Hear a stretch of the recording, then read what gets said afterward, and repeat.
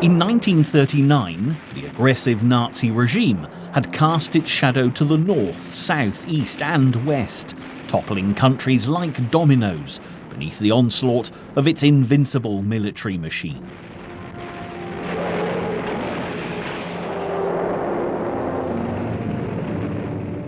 By June 1940, Germany had invaded every country on its border and beyond, and as Hitler marched victoriously into Paris, there was only one thorn left in his side: Great Britain. The phony war was now over, and the Battle of Britain was about to begin. But as the planes of the Third Reich began to swarm towards British shores, they would face a nation determined to defend its beaches, towns and cities, no matter what the cost.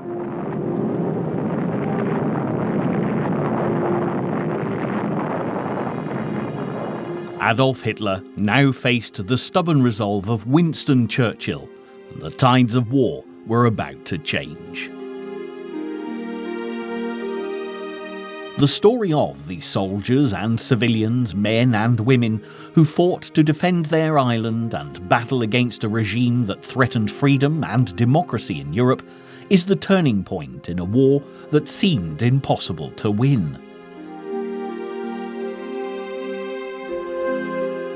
But the extraordinary bravery of so many in these dark days, when Britain stood alone against Nazi Germany, ultimately saved not only the United Kingdom, but entire continents from the unstoppable force of Hitler and the Third Reich. The Battle of Britain and the Blitz are now recalled with national pride as a time of solidarity, union and courage, when the words of one man inspired millions to stand up to the terror of Hitler. Although always a controversial personality, there's no doubt that as Winston Churchill came to power as Prime Minister in 1940, he was the driving force behind Britain's battle with Nazi Germany, and is now one of the most important figures of our modern age, embodying perfectly the image of British glory and honour. He was well past retirement age in his mid-60s by the time he found himself at the helm of British politics with his wartime coalition government. But his journey to the pinnacle of his career in the House of Commons had been a colourful one, filled with adventures, and this intriguing programme will begin by exploring his early life, to discover a little more about the man who played such a vital, larger-than-life role in the Second World War. Born in 1874 to Lord Randolph Spencer Churchill and his beautiful American socialite wife Jenny Jerome, Winston was descended from one of the greatest military commanders in British history, Lord John Churchill, who had crushed the forces of Louis XIV at the Battle of Blenheim in 1704. Sadly, though, the family despaired of Winston, a hyperactive and rebellious boy who struggled academically despite the expensive Harrow education he'd been given, and was a disappointment to his ambitious father.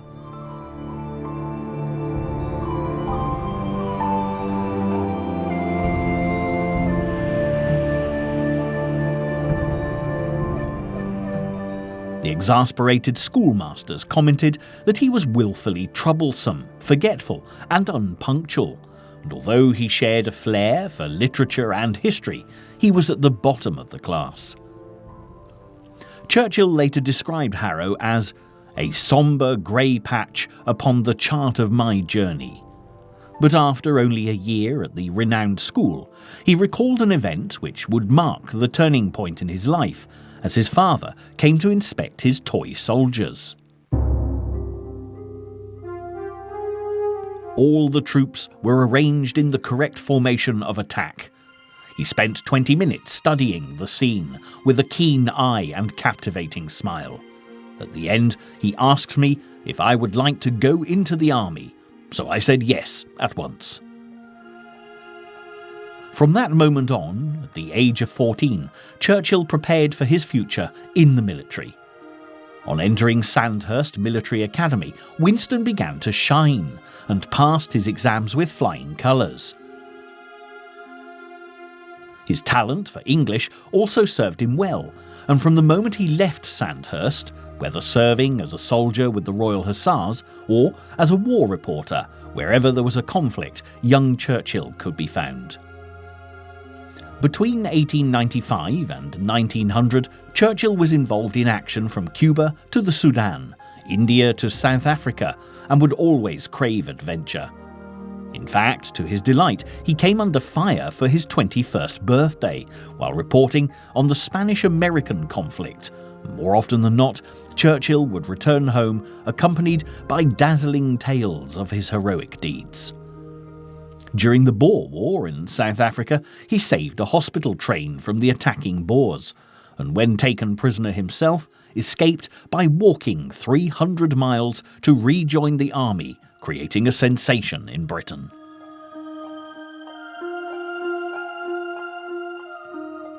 Winston began a lifelong habit of making the news rather than reporting it, and when, at 26 years of age, he stepped into the House of Commons to join the Conservative Party in 1902, he had already made an impressive name for himself.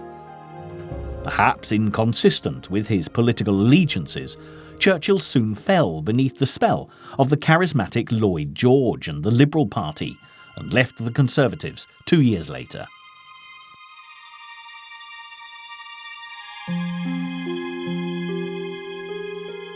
It was at this time that Churchill met the lovely Clementine Hosier at a dinner party, who would later become his wife. Legend has it that in 1908, as they strolled in Blenheim Palace grounds, they took refuge from a sudden rainstorm in a small building, where he made his marriage proposal. The couple were married 1 month later and would have a long and happy marriage, even if it did have its turbulent moments.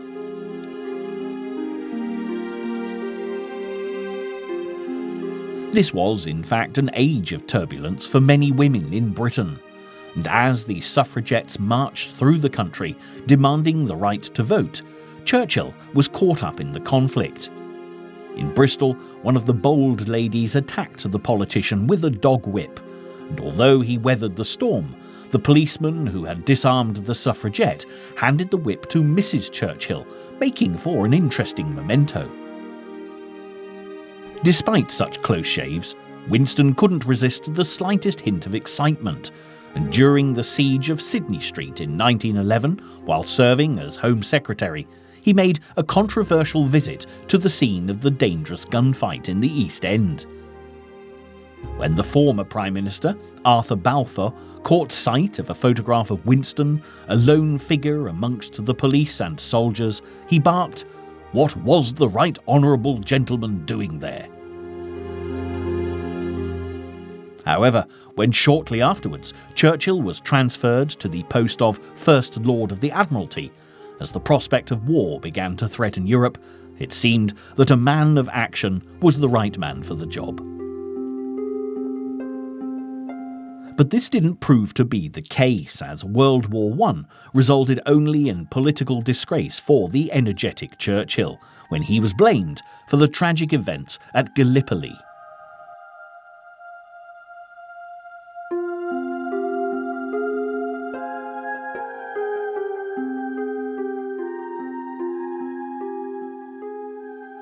In late November 1914, Churchill put forward a plan for a naval attack on the Dardanelles, a narrow strait separating Europe and the Gallipoli Peninsula from mainland Asia, where the ancient Trojan Wars were once fought. The objective was to secure a sea route to Russia by capturing Constantinople, but the venture failed miserably. The naval attack was a disaster, and as the Australian and New Zealand volunteers, the Anzacs, gathered ready to invade by foot, valuable time was lost waiting for more British troops to arrive.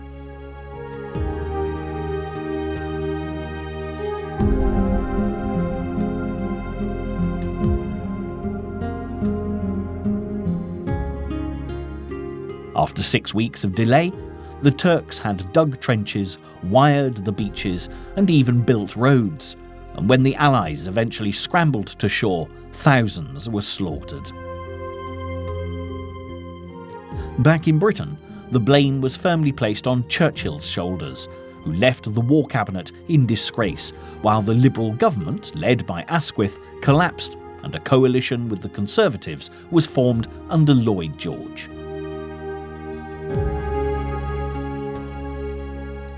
It seemed that the ambitious Churchill's glorious career had come to a sudden end, and after resigning, he went to the front in France to fight alongside the soldiers in the trenches.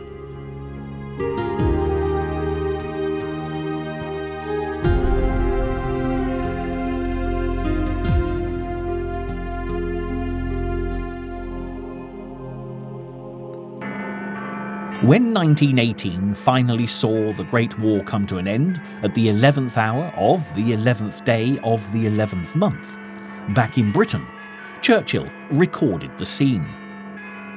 The bells of London began to clash. I could see that Trafalgar Square was swarming. Flags appeared as if by magic. Almost before the last stroke of the clock had died away, the strict war-straightened, regulated streets of London had become a triumphant pandemonium. Yes, the chains which had held the world were broken. As the world celebrated Armistice Day, Churchill was once more in the House of Commons, and by July 1919, as the politicians signed a peace treaty at the Palace of Versailles, it seemed that harmony in Europe was ensured, although Churchill remained unconvinced of lasting peace.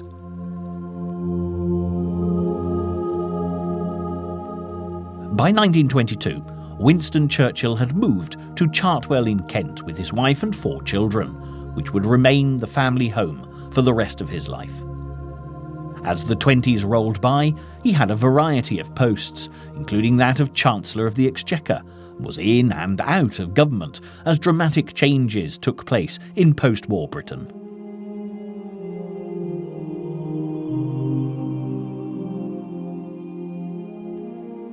The suffragettes finally made a breakthrough with their demands, and along with shorter hair and considerably shorter dresses, women were now allowed the vote. They were even permitted to attend university, while the first female Member of Parliament, Lady Nancy Astor, now sat in the House of Commons. As the Charleston took the world by storm, and women celebrated their newfound freedom, advances in military aviation captured the imagination of many would-be pilots as the pioneers took to the skies.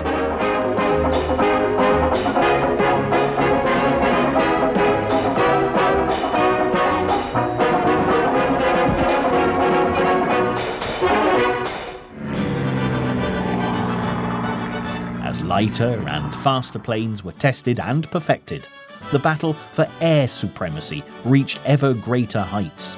Not that anyone would have believed that within 2 decades, Britain's survival would depend upon their efforts.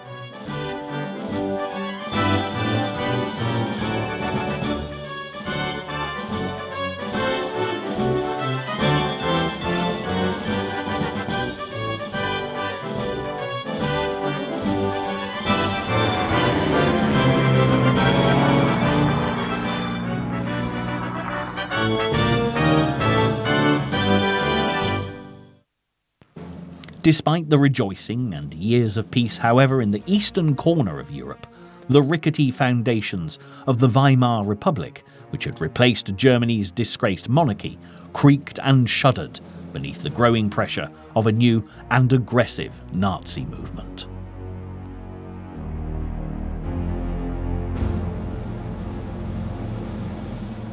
As the fascist leader Mussolini marched into Rome and burst into Italian politics, Churchill, as ever passionate in his convictions, hailed Mussolini as a great leader for opposing the threat of communism, which had plunged Russia into such a state of turmoil.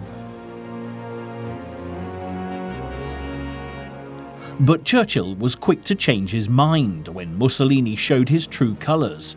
Also, he supported Japan's actions in 1931 when they invaded Manchuria, and began the war with the Republic of China, saying, "I hope we shall try in England to understand the position of Japan, an ancient state.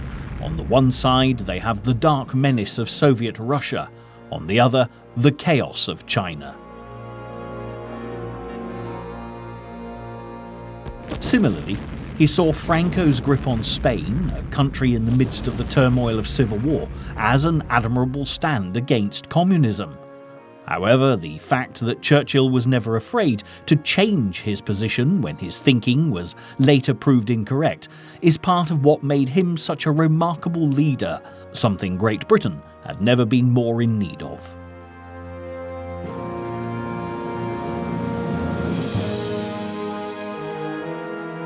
Yet there was a much greater threat than that of communism beginning to emerge. In 1933, Adolf Hitler was made Chancellor of Germany, and as the ailing German president Hindenburg died just months later, Hitler swiftly stepped into his shoes, instigating the reign of the Third Reich. As the Nazi Party set about rebuilding the army Germany had lost after the restrictions laid down in the Treaty of Versailles, the British government seemed oblivious to the ominous menace gaining ground across Europe, finding itself more concerned with problems closer to home. In 1936, the country had mourned the death of King George V, and the nation was rapidly plunged into an unexpected crisis when his successor, King Edward VIII, summoned Prime Minister Baldwin to Buckingham Palace and announced his plans to marry his mistress, Wallis Simpson. The American divorcee was an unsuitable candidate for the role of Queen, and the government insisted that the king choose either the throne or the woman he loved. Winston Churchill was one of the few who expressed support for the king and his dilemma, but by now Churchill's comments held little weight in the Commons, and he was literally shouted out of Parliament.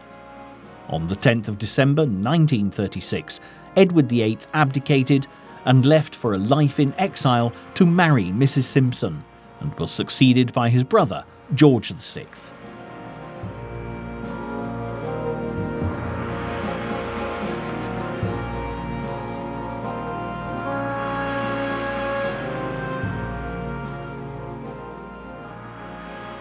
The episode once more tarnished Churchill's political record, and he was genuinely shocked by the hostility he'd met within the House of Commons, remarking that, "I was myself smitten in public opinion, that it was the almost universal view that my political life was ended."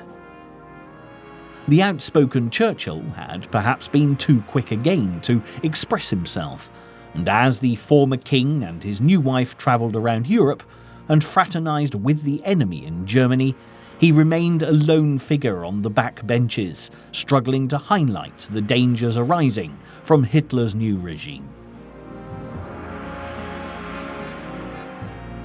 Soon after the king's abdication, the Prime Minister Stanley Baldwin retired to be succeeded by Neville Chamberlain, who, despite growing unease over Germany's flagrant flouting of the Treaty of Versailles, was keen to promote peace in a country that had already lost so many men to war.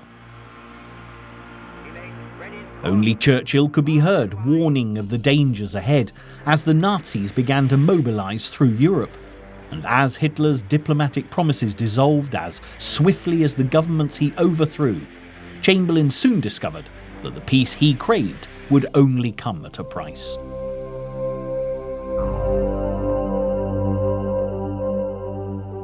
As the Nazis occupied the Rhineland, annexed Austria, and stood poised to advance into Czechoslovakia, the British Prime Minister met Hitler in Munich to negotiate a peace treaty.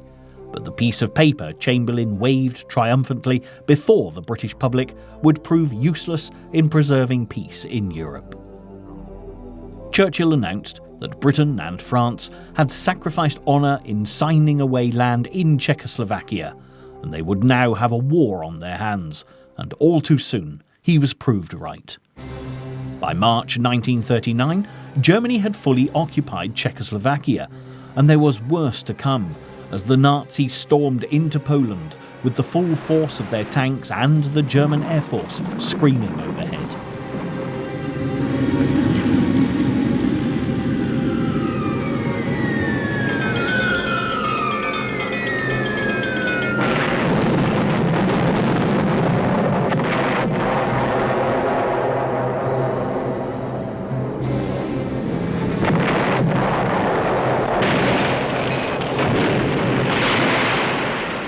September the 3rd, 1939, Britain had no choice but to declare war, while millions of children were evacuated from the cities to the safety of the countryside to await the predicted Armageddon.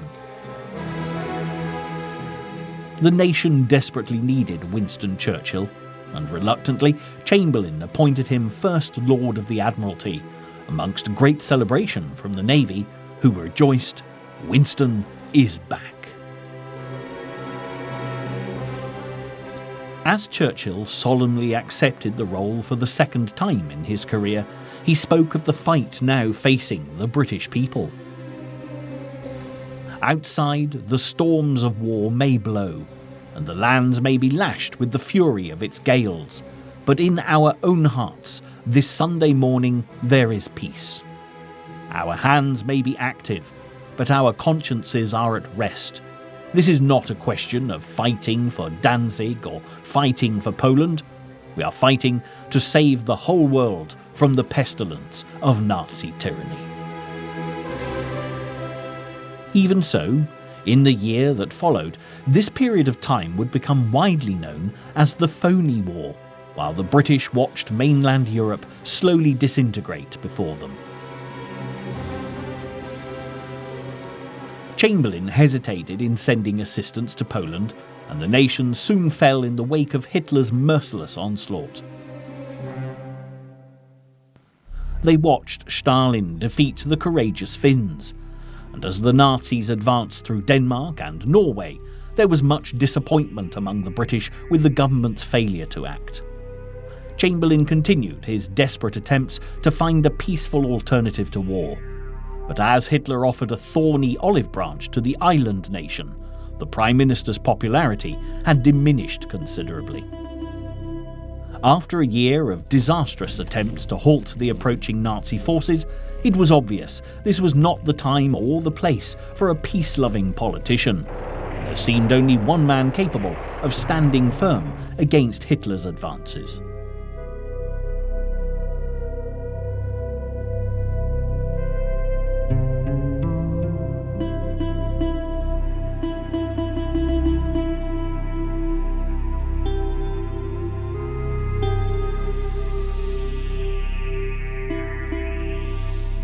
As Nazi paratroopers landed in Holland and Luxembourg on May 10, 1940, Winston Churchill made his way to number 10 Downing Street to succeed Chamberlain, who resigned as Prime Minister of Great Britain.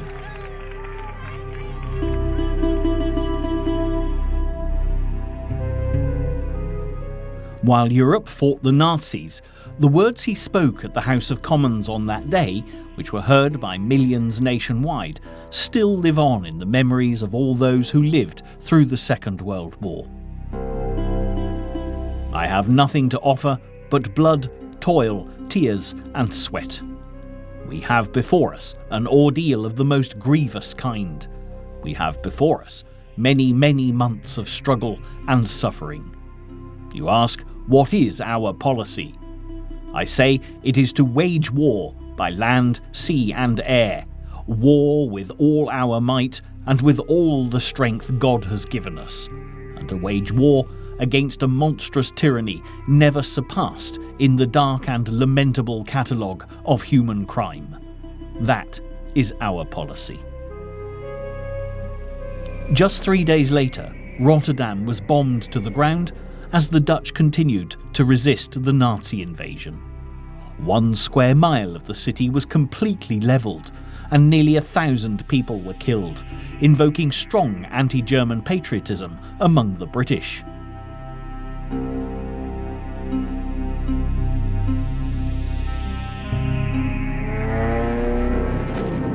In response to the violent strike, Churchill sent the first bombers into Germany to attack the industrial region of the Ruhr. And as the German panzer tanks stormed towards France, British soldiers stood poised along the French border, ready to defend Hitler's next target. The might of the Nazi military machine was not easy to halt, however, and as the Allies were separated by an ingenious battle plan employed by the Nazis, which cut the armies into two, thousands of men became trapped on the beaches of Dunkirk in northern France.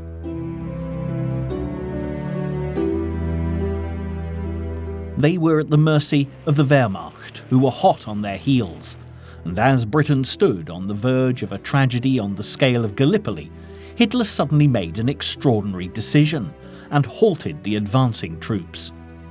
Churchill seized the opportunity to launch an equally extraordinary plan that has gone down in history as Operation Dynamo.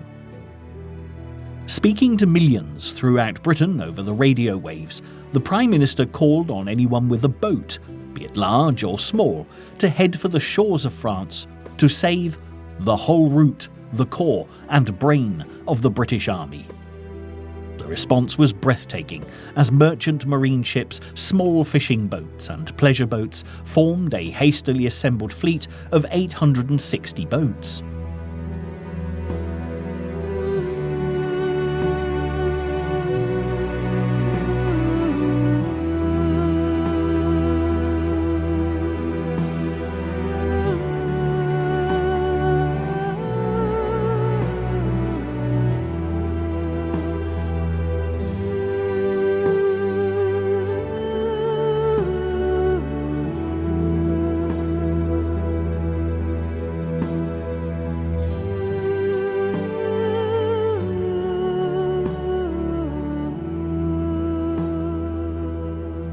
Managed to save over 300,000 men, hailed by Churchill as a miracle of deliverance, which was celebrated throughout the country.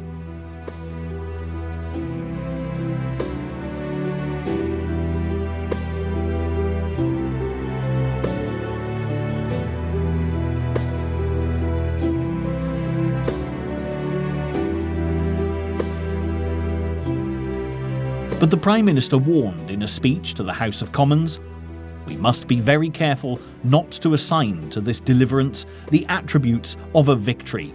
Wars are not won by evacuations." Many weapons had been left behind, ships had been sunk, and although the British Expeditionary Force had been saved, Dunkirk was in effect a military disaster. By this time, many countries were suffering terrible atrocities under the Nazi regime. Millions had been killed, tortured and imprisoned. And as Hitler's soldiers marched victoriously into Paris, there was little to celebrate. As France fell on June the 18th, 1940, Churchill turned to the British people and made a chilling speech. "What General Weygand called the Battle of France is over. I expect that the Battle of Britain is about to begin.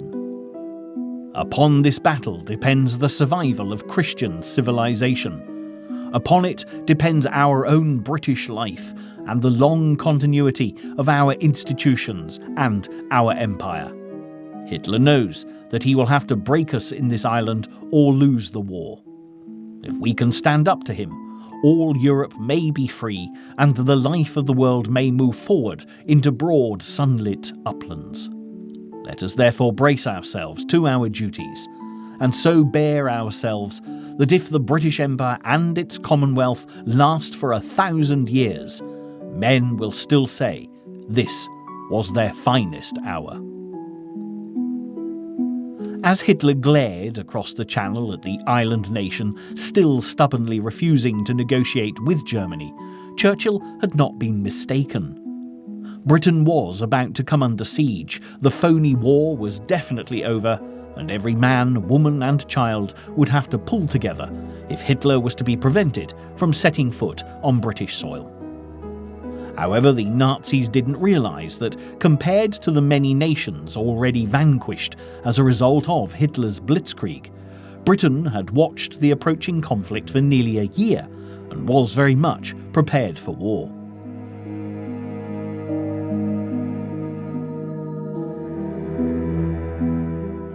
With France now lost, the British began to take action. Barrage balloons were put up, the factories stepped up production, and as more and more men poured into the army, women took their place in the factories, manned the farms, and even joined the Women's Voluntary Defence Corps. Local defence volunteers exercised on the beaches and prowled the Thames on the lookout for Nazis, and were supplied with any weapons that could be found, which even included guns from military museums and cutlasses and dusty old rifles from Lord Nelson's day. Australians poured into the country, as well as soldiers and airmen from Poland and other nations under Nazi occupation. Children who had returned home during the phoney war of 1939 were evacuated once more, and as women gave up their aluminium pots and pans for the war effort, the battle cries of Prime Minister Churchill filled them with courage for the fight ahead. Even though large tracts of Europe and many old and famous states have fallen or may fall into the grip of the Gestapo and all the odious apparatus of Nazi rule, we shall not flag or fail. We shall go on to the end. We shall fight in France. We shall fight on the seas and oceans. We shall fight with growing confidence and growing strength in the air. We shall defend our island, whatever the cost may be. We shall fight on the beaches. We shall fight on the landing grounds. We shall fight in the fields and in the streets. We shall fight in the hills. We shall never surrender. Will be sponged and purged, and if need be blasted from the surface of the earth. As Britain faced the enemy, they did so with the unity with which they'd faced Napoleon and other invaders. And if Nazi Germany was to be the first country to invade the island in 900 years, it would do so over Churchill's dead body, quite literally. When the British Secretary of State for Foreign Affairs, Viscount Halifax, suggested Churchill moved the government to Canada for the duration of the war, he replied that if the Germans invaded, he would take a rifle, pointing out that he was not a bad shot, and put himself in the pillbox at the end of Downing Street and shoot until he had no more ammunition. And with the benefit of hindsight, we know that he meant it.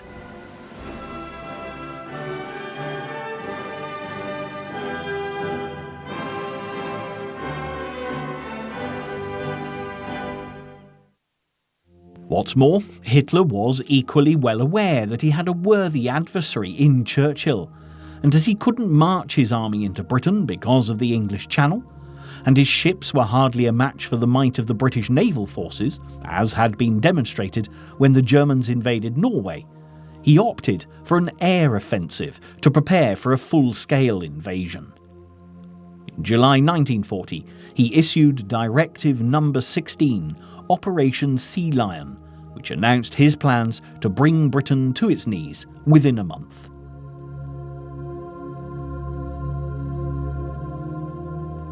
By defeating the RAF, the Luftwaffe would clear the way for landings along the length of the south coast. 100,000 men would then storm into Britain along with Himmler's terror force, the SS, with orders to extinguish all opposition.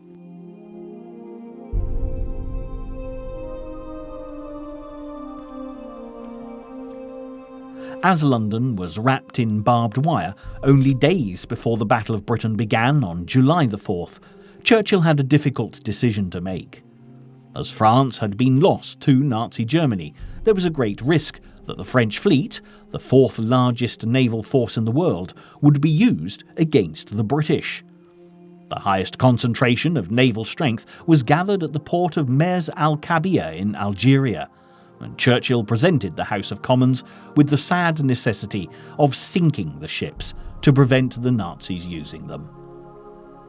After failing to find a compromise with the French commander of the fleet, the British were forced to open fire, killing over 1,000 French sailors, and to date it would perhaps have been one of the most difficult decisions Churchill had ever had to make.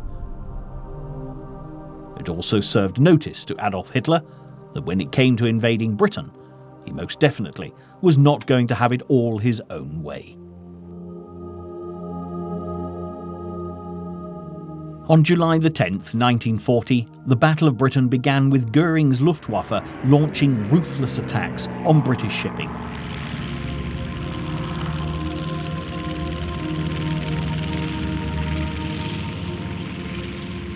Wave after wave of fighter-escorted bombers headed for the ships and harbours of southern England.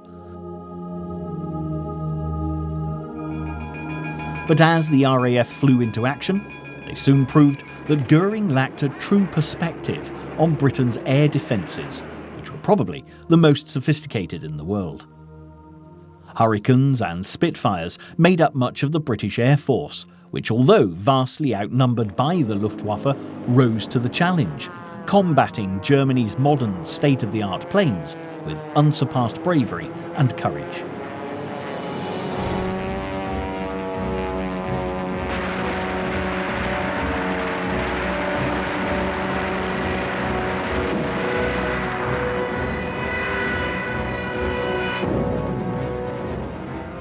Farm boys, doctors, factory workers, bank clerks and shop assistants, alongside hundreds of other young men with ordinary jobs, little training and virtually no combat experience, faced the rigorously trained and experienced might of the Luftwaffe and took on the role of David against Hitler's Goliath.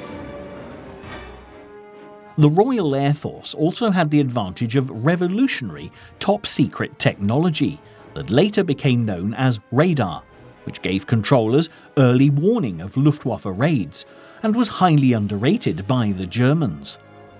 As the great towers scoured the skies along the coast and out to sea, further inland, the British Observer Corps peered heavenward day and night, ready to phone control command as soon as an aircraft came into view. Both the Observer Corps and radar provided an invaluable part of Britain's defence, as the controllers who watched the tables 24 hours a day would send out warnings to the nearest fighter bases as enemy planes came within sight, and they in turn would be ready to fly into action. The Luftwaffe soon began to wonder why the Spitfires and Hurricanes were always waiting for them, but it seemed that German intelligence had its flaws.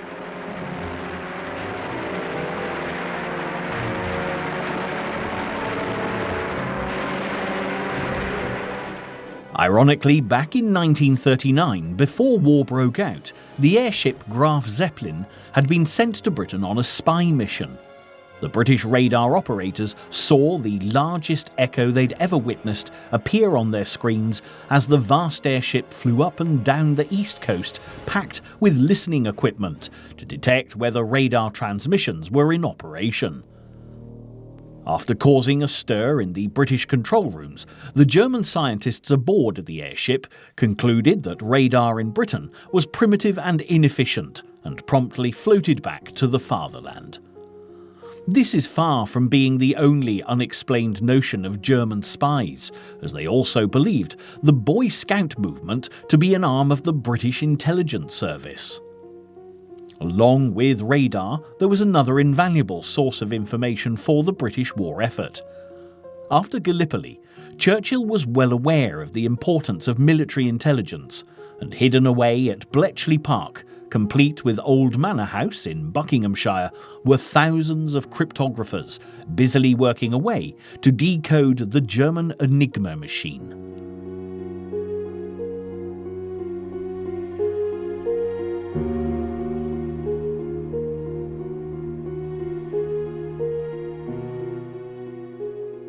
After the fall of Poland, the Polish cryptographers had shared their Enigma work with the French and British, which had led to a major breakthrough, and the project, codenamed Ultra, would have an enormous influence on the Battle of Britain, providing early warnings of enemy planes. It didn't take long for Hitler to realise that Britain was not to be defeated as easily as he'd hoped. By the end of July, the Luftwaffe had lost 286 aircraft, compared to the RAF's 150. On August the 1st, Hitler ordered Goering to overpower the British planes with all the might at his command in the shortest possible time, and the head of the Luftwaffe was quick to obey. The destruction and damage to the airfields brought the RAF to the brink of defeat, and with the British pilots exhausted, having no choice but to fly day and night, a Nazi victory seemed dangerously close.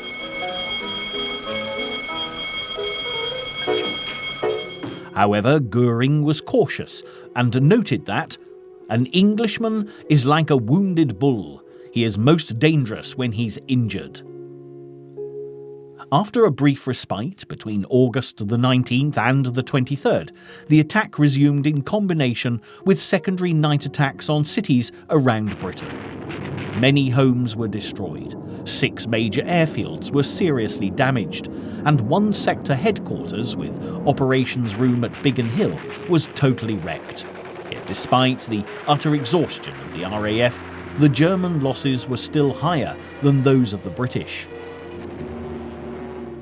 Goering also made the decision to give up the attack on radar stations because they were a difficult target for the German planes, a change of plan that would cost him dearly. By the beginning of September, German losses were almost double that of the British, and the twisted metal of the destroyed Luftwaffe planes that had crashed on England's green and pleasant land were a familiar sight. Albrecht Kesselring, who was commanding the attack on Britain's south coast, believed that the air war had already been won. However, when German planes accidentally dropped their bombs on London on August the 24th, it made an impact on the shape of the conflict to come. A German bomber crew in trouble had to rid themselves of their bomb load and accidentally dropped them on the capital, despite Hitler's express wishes that the British civilian population should not be attacked.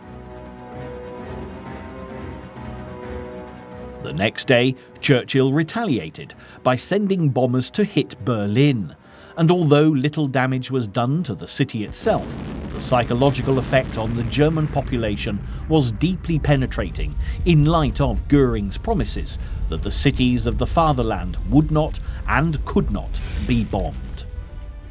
Hitler was furious and made the grave mistake of letting his anger colour his military strategy when he decided to avenge the attack on Germany by focusing on Britain's cities rather than continue with the mounting attack on Fighter Command and its airfields. The German bomber offensive began on a Saturday afternoon, September the 7th, 1940, with the main objective of destroying British morale. At 20-4, the coastal radar stations that had been silent all day suddenly began to show a few blips off the French coast, which suddenly merged together and grew to a dramatic size. Late in the afternoon, over 300 Luftwaffe bombers cast their shadows over London, accompanied by nearly twice as many fighter planes.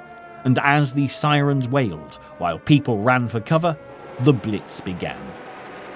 Bombs screamed through the sky, destroying everything in their path, and on the ground, London crumbled beneath the onslaught. Eyewitnesses working in city offices described a thick blanket of black bombers 2 miles wide, following the Thames. There was nothing they could do except return to their work and pray like mad, and they talked of a deafening sound while the building shook as dust from the walls and ceilings enveloped their tasks.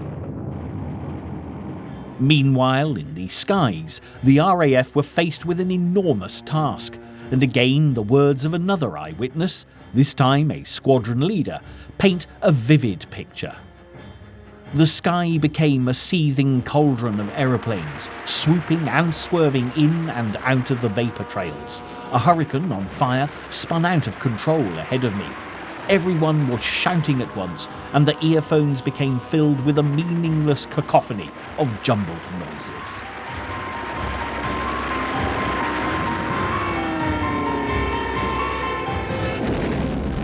As firefighters battled through the night, another 133 bombers, guided by the fires, returned to wreak further havoc.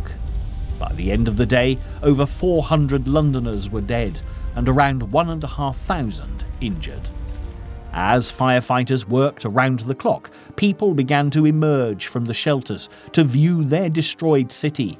But in true British style, as the dust began to settle, the Sunday roast was cooked, whether it be at home or in a neighbour's oven, and morale didn't waver, boosted by a classic radio broadcast from Churchill, when he declared that Hitler had no understanding of the spirit of the British nation or the tough fibre of Londoners. However, the attack was far from over, as Nazi invasion crafts now prepared to land on British shores. But by focusing on bombing British cities, the Luftwaffe had now left the RAF time to gather its strength and prepare for battle. The bombing of London continued for 57 consecutive nights, but while it caused devastation in the city, it meant that the grinding pressure was taken off the RAF. Recovering from the losses incurred from the bombardment of the previous months, the airmen flew into action with a newfound energy and strength.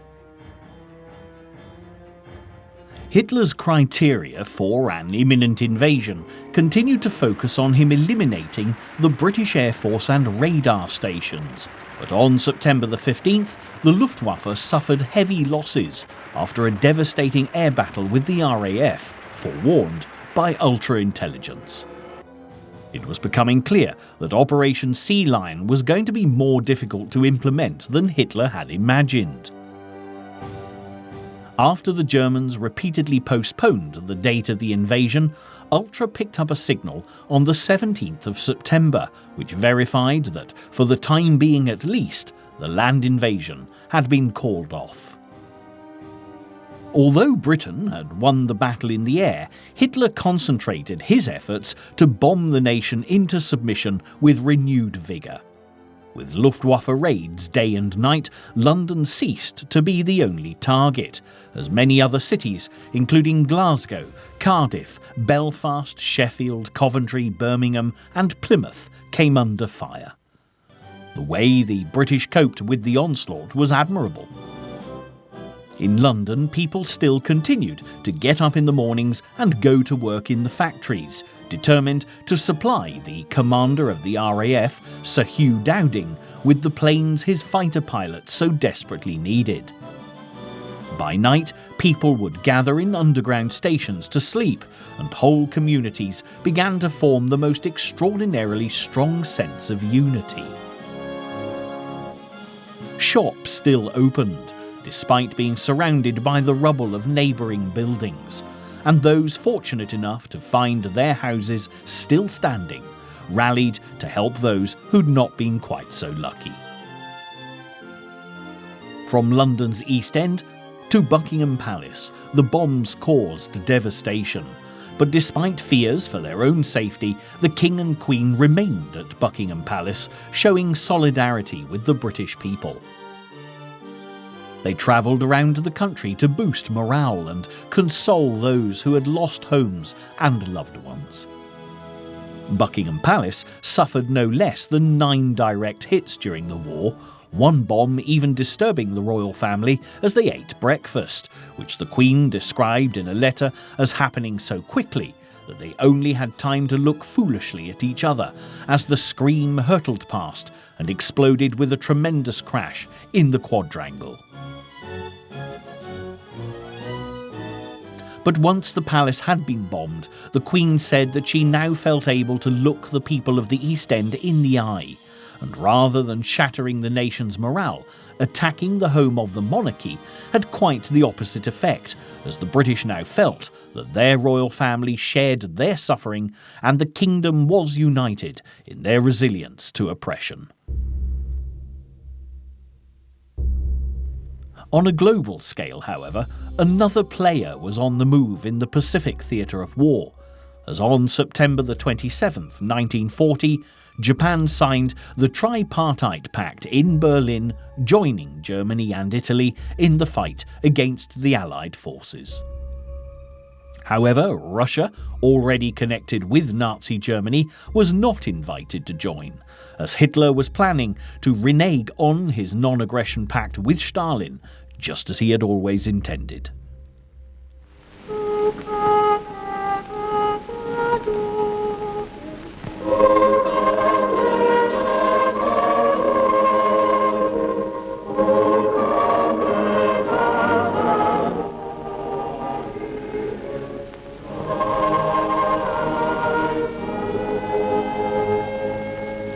As 1940 drew to a close, Christmas was one that the British would never forget, as they gathered in the underground stations and shelters as Hitler's bombs shuddered and shook the city above.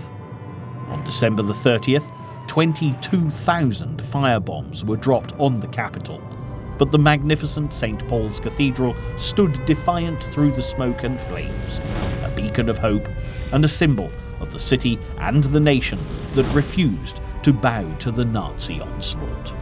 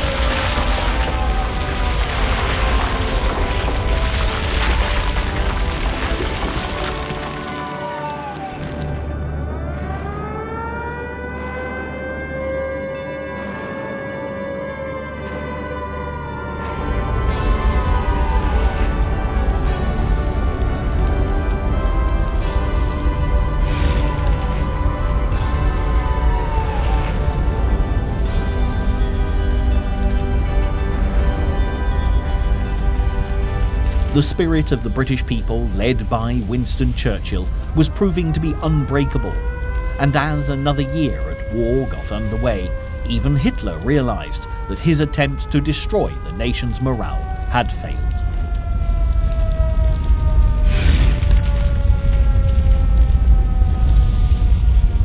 Nevertheless, this served only to fuel the Führer's determination, and he increased the German attacks on ports and shipping to keep the British forces at full stretch, while he planned his next move. By now, still fighting on alone, Britain was in desperate need of support, and finally the Americans took action, although still not committing themselves to enter the war. On March the 11th, 1941, President Roosevelt signed a Lend-Lease bill, which would provide Great Britain with all the vital supplies they needed to continue fighting against Hitler.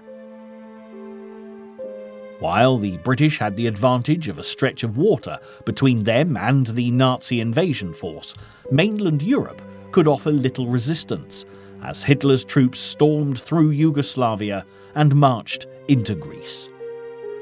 But the English Channel could not stop the Luftwaffe bombers, and on May the 10th, 1941, London faced its most terrifying attack, which damaged many important buildings, including the British Museum, the Houses of Parliament, and St James's Palace, resulting in the heaviest casualties to date, with 3,000 killed or injured. 6 days later, 111 bombers attacked Birmingham, but as the smoke cleared on yet another scene of devastation, it marked a point in the history of the war that would see Hitler make what would prove to be a huge tactical error, turning his attention to Russia and opening up an Eastern Front. As Hitler put Operation Barbarossa into action, he believed that Russia would quickly fall, which would, he hoped, in turn isolate Winston Churchill and the British even further. But yet again, he had underestimated the enemy on two counts. Firstly, Russia was a huge expanse of land to occupy, and Stalin's Red Army were prepared to fight to the last man to defend their homeland, And secondly, Winston Churchill was far too pragmatic to miss the chance of recruiting the Russians to the Allied cause, offering Stalin all the technical and economic assistance needed to resist Hitler's advances. Whatever had happened in the past, Churchill put to one side, and although it would never be an easy alliance between the two leaders, it would nevertheless be pivotal in holding Hitler at bay until the Americans joined the Allies at the end of the year. The battle for Britain was far from over, but things were beginning to improve for the Allied war effort. As Winston Churchill saluted the efforts of the RAF, claiming that never in the field of human conflict was so much owed by so many to so few, the events that were about to unfold would stretch far beyond the shores of Great Britain in the continued fight for freedom against tyranny.